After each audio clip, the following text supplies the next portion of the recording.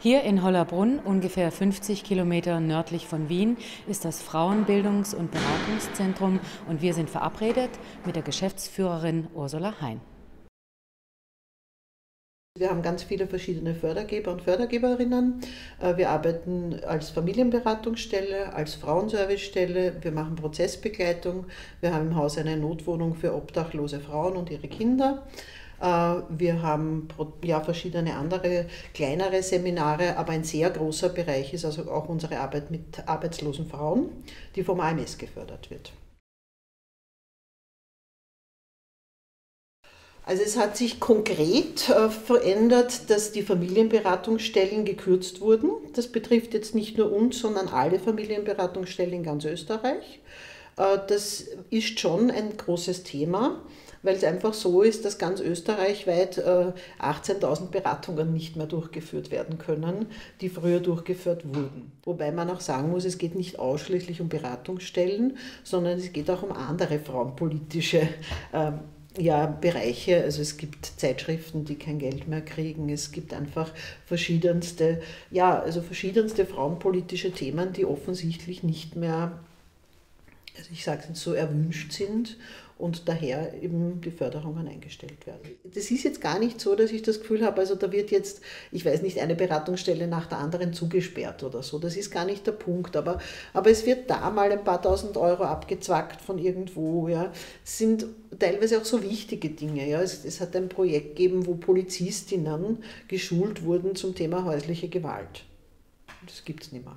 Ja. Das sind jetzt wirklich nur ein paar tausend Euro, aber es macht sehr viel. Die Begründung war, dass gespart werden muss. Also mehr Begründung gibt es eigentlich nicht. Ich glaube schon, dass sich durch diese Regierung, die wir jetzt haben, das Pendel ein bisschen in die andere Richtung wieder bewegt. Ja, also in die nicht frauenfreundliche, nicht soziale Richtung, sondern eher sozusagen in eine konservative Richtung. Ich glaube, das ist das Hauptthema, dass die Bewusstheit nicht vorhanden ist, wo es überhaupt notwendig ist, Frauen zu fördern in Zeiten wie diesen. Von der Frauenministerin würden wir uns schon mehr Unterstützung wünschen, weil wir nicht das Gefühl haben, dass wirklich klar ist, dass sie sieht, was noch nach wie vor wichtig wäre. Ja, und ich meine, eine Kürzung von Familienberatungsstellen, das ist schon etwas, was uns sehr wundert, weil natürlich gerade die ÖVP sich immer als die Familienpartei präsentiert und immer ja auch behauptet, sie möchte die Familien fördern und die Familien stützen.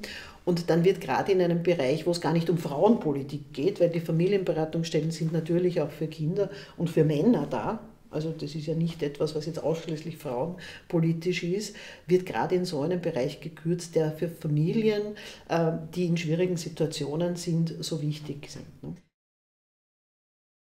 Wir wollen natürlich unsere Arbeit in der Form weitermachen wie bisher, ja, weil also wir noch lange nicht das Gefühl haben, dass eine wirkliche Gleichbehandlung erreicht ist. Ne?